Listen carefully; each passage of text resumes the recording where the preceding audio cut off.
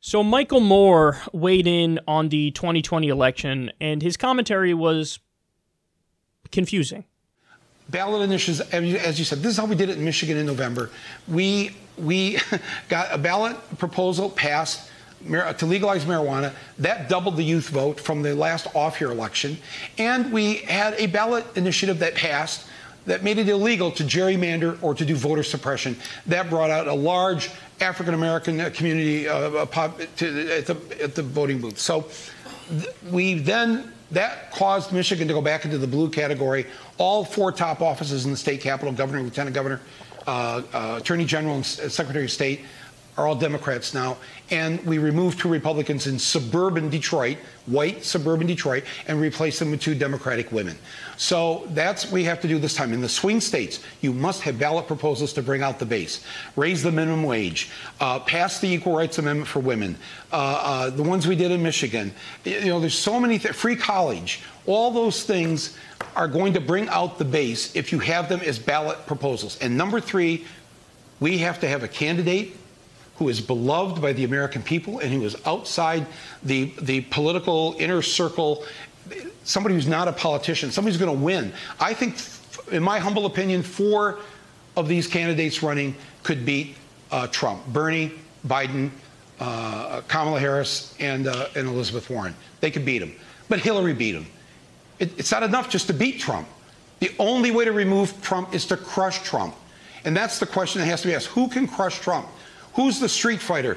We saw it in Bernie last night. Who's the street fighter that can crush Trump? And frankly, I think there's a person that could do this. If the election were held today, there is one person that would crush Trump, and she hasn't announced yet. And her last name rhymes with Obama. In fact, it is Obama. Michelle Obama. Everybody watching this right now knows she is a beloved American, and she would go in there and she would beat him. She would beat him in the debates. He wouldn't be able to bully her. He wouldn't be able to nickname her.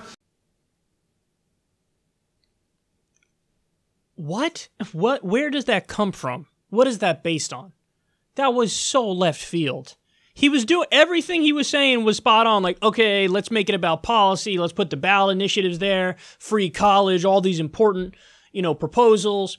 I think Bernie killed it in the debate. I think there's some candidates who could beat Trump, including Bernie. He's had Bernie number 1, but then he had some others. I'm nuts. I think Kamala maybe could beat Trump, but it'd be a nail biter because I think she would immediately pivot to the center in the general, and that would hurt her chances. So, but either way, whatever. Give him a pass for that part. Then he said there's only one who could crush him, and it's Michelle Obama. What is that based on, Michael? Every now and then, he hits you with a take that's just like, that's just so out of left field that nobody saw it coming, and you're like, I don't know where you get this shit from, dog. Like, where do you get that from? What is that?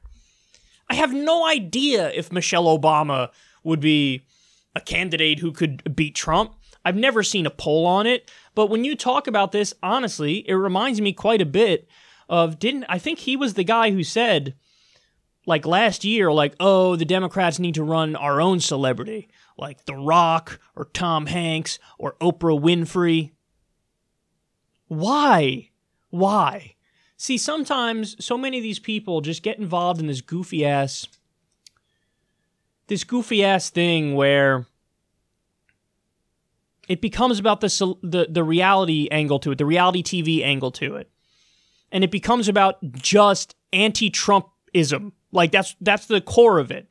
And so they start thinking in these weird ways where it's like, well, he's a celebrity, so let's get our own celebrity and that'll do it. Yeah, but then what do you think those celebrities are going to do?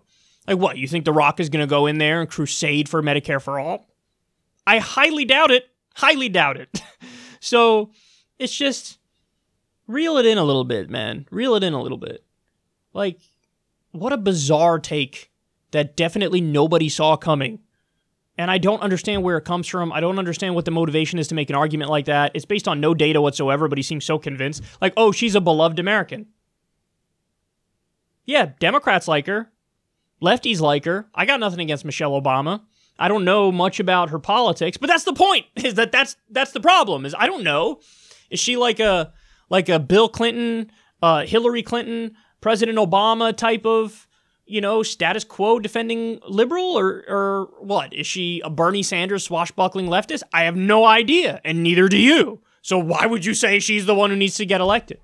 Too much of it just comes down to, I want to beat Trump, and that's it. And it's not like they don't go those few steps further to really think about the implications of what should be done. Now, at least he brought up the ballot initiatives, which was good, but I don't know, Michael. I don't know where you got that from, but it really strikes me as incredibly silly, and I think deep down you might know that was a silly point.